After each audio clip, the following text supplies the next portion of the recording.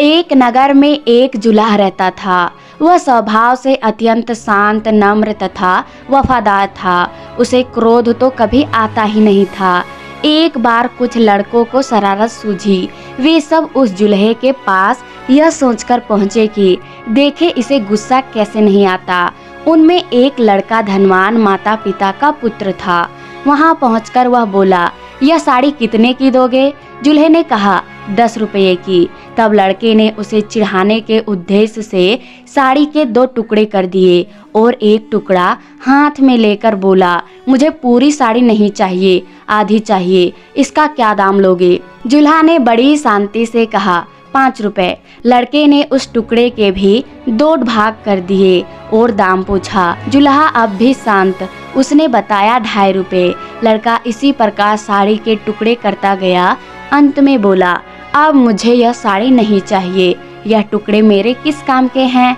जुल्हे ने शांत भाव से कहा, बेटे अब यह टुकड़े तुम्हारे ही क्या, किसी के भी काम के नहीं रहे।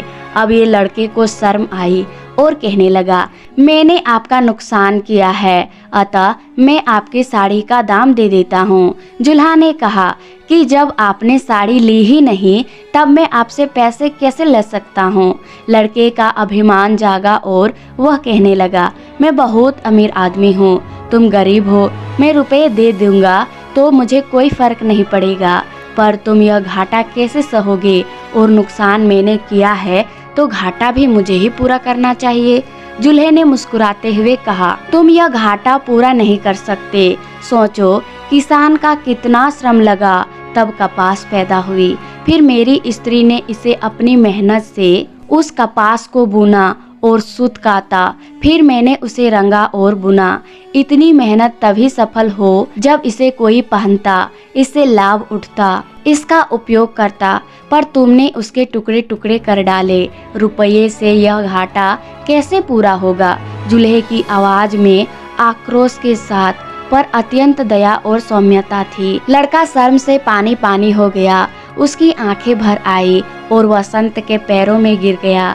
जुल्हे ने बड़े प्यार से उसे उठाकर उसकी पीठ पर हाथ फिरते हुए कहा, बेटा यदि मैं तुम्हारे रुपये ले लेता तो उसमें मेरा काम चल जाता, पर तुम्हारी जिंदगी का वही हाल होता जो उस साड़ी का हुआ, कोई भी उससे लाभ नहीं होता। साड़ी एक गई, मैं दूसरी बना लूंगा, पर तुम्हारी जिंदगी एक बार अहंकार में नष्ट हो गई तो दूसरी कहाँ से लाओगे? तुम्हारा पश्चाताप ही मेरे लिए बहुत कीमती है। संत की ऊंची सोच ने लड़के का जीवन बदल दिया।